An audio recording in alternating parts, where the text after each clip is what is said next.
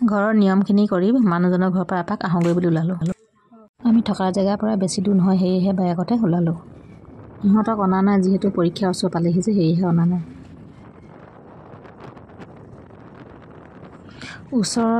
ঘৰৰ ওচৰতে মন্দিৰ এভাগ আছিলে, তালৈ অলপমান গ'লোঁ। যিহেতু আজি চাকি বন্তি নিয়া নাই, সেয়েহে মন্দিৰটো অলপ সেৱা কৰি আহিলোঁগৈ।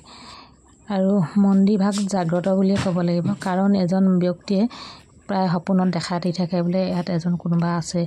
তেওঁ ঘৰৰ সেয়েহে পুলি এটা আনি, পিপল পুলি এটা আনি তাত ৰুই ধূপ চাকি দিয়ে। গাঁৱৰ মানুহে ইয়াত কেলৈ এনেকুৱা কৰিছ বুলি সোধাত তেওঁ গোটেই কথাখিনি বিৱৰি ক'লে যে মোক সপোনত ইয়াত কোনোবা এজন আছে বুলি কয়, সেয়েহে মই গছ এজোপা পুলি এটা ৰুই ইয়াত ধূপ চাকি দিছোঁ। গাঁৱৰ মানুহখিনিয়ে সকলোৱে সঁহাৰি জনালে।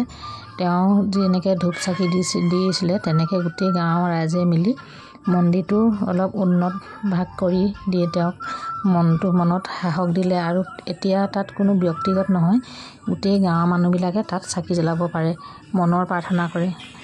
আপোনালোকে যদি কোনোবাই এই মন্দিৰভাগলৈ আহিব বিচাৰে, মোক কমেণ্ট কৰি জনাব। আৰু মন্দিৰভাগ সঁচাকৈ জাগ্ৰত, মোৰ সম্পূৰ্ণ বিশ্বাস আছে। সেয়েহে ভিডিঅ'ৰ যোগেদি আপোনালোককো দেখালোঁ। আপোনালোকৰ যদি কাৰোবাৰ সন্তান হোৱা নাই, ইয়াত যদি মনৰ পৰা প্ৰাৰ্থনা সেৱা জনায়হি, সেয়াও আপোনালোকৰ মনৰ আশা পূৰ হ'ব বুলি মই আশা ৰাখিছোঁ।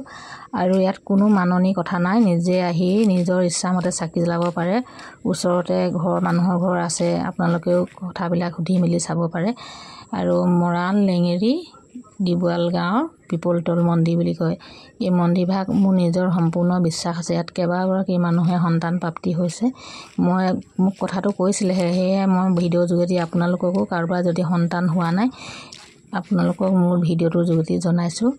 ইয়াত চাকি বন্তি জ্বলাওকহি, আপোনালোকে নিজেই প্ৰমাণ পাব। যদি আপোনালোকে কোনোবা আহিব বিচাৰে, মোক কমেণ্ট কৰি জনাব। মই আপোনালোকৰ যদি কিবা ৰাস্তা ভুল লাগে, মই ধুনীয়াকৈ আপোনালোকক দেখাই দিম। আপোনালোকে মোক কমেণ্ট কৰি জনাব।